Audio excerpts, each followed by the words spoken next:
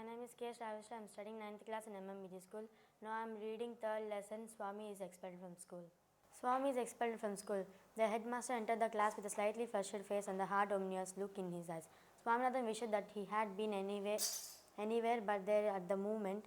The headmaster surveyed the class for a few minutes and asked, "Are you not ashamed of coming and sitting there after what you did yesterday? Just a small special honor to them."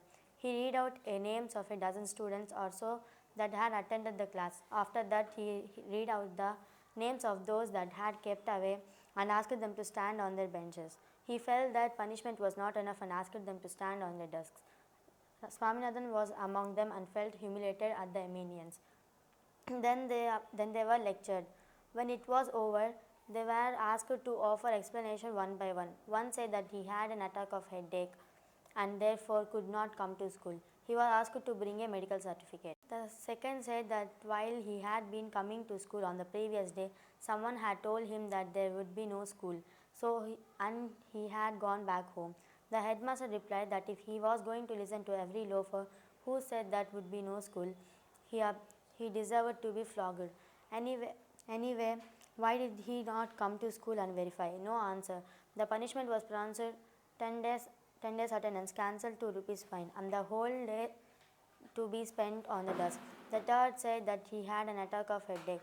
The fourth said that he had a stomachache. The fifth said that his grandmother died suddenly Just as he was startled from school, the headmaster asked him if he could bring a letter from his father. No, he had no father. Then who was his guardian? His grandmother. But the grandmother was dead. Was she not? No, it was another grandmother. The headmaster asked how many grandmothers a person could have.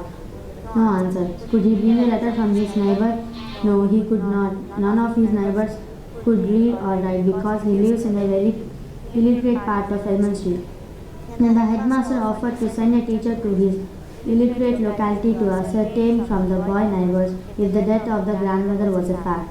A pause, some perspiration, and then the answer that the neighbor could not possibly know anything but it, since the grandmother died in the village. The headmaster hit him on the knuckles with his cane, called him a street dog, and pronounced the punishment 15 days suspension. The Swaminathan's turn came. He looked around helplessly. Rajan sat on the third bench in front and resolutely looked away. He was gazing at the blackboard intently. But yet the back of his head and the pink ears were visible to Swaminathan. It was an intolerable sight. Swaminathan was in acute suspense lest the head should turn and fix its eyes on his. He felt that he would drop from the dust of the floor. It was happened. The pink ears, 3 benches of made him incapable of speech.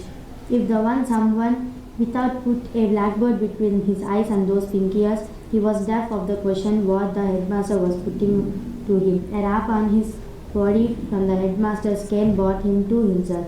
Why did you keep away yesterday? Asked the headmaster, looking up. Swaminathan's first impulse was to protest that he had never been absent, but the attendance register was there. No, I was told. I tried to come, but they took away my cap and burnt it. Many strong men held me down when I tried to come. When a great man is sent to goal, I am surprised to see you a slave of the Englishman. Don't they cut off Decca Muslim slaves of slaves?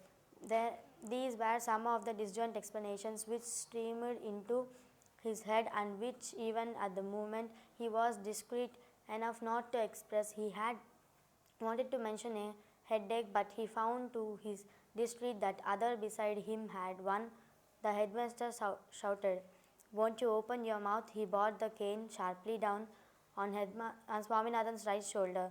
Swaminathan kept staring at the headmaster's with tearful eyes, massaging with his left hand the spot where the cane was laid. "I will kill you if you keep on staring without answering my question," cried the headmaster. I couldn't come," stammered Swaminathan. Is that so?" asked the headmaster and turned to a boy said, "Bring the pune." Swaminathan thought, what is he going to ask the pune? To trash me. If he does any such things, I will bite everyone's dead. The pune came. The headmaster said to him, "Now say what you know about the rascal on the desk." The pune eyed Swaminathan with a sinister look, grunted and demanded, "Didn't I see you breaking the panes of the ventilators in my room?" added the headmaster with zest. Here there was no change of escape. Swaminathan kept staring foolishly till he received another whack on the back. The headmaster demanded what the young brigand has to say about it. The brigand had nothing to say. It was a fact that he had broken the panes. They had seen it. There was nothing more to it. He had unconsciously become defiant and did not care to deny the charge. When another whack came on his back, he ejaculated, "Don't beat me, sir, it's paining." This was an invitation to the headmaster to bring down the cane 4 times again. He said, "Keep standing Keep standing here on the desk, staring like an idiot, till I announced you dismissal." Every pore in Swaminathan's body burnt with the touch of the cane. He had a sudden blood of courage, the courage that comes of desperation. He restrained the treats that were threatened to rush out, jumped down and grasping his body, rushed out muttering, "I don't care of your dirty school."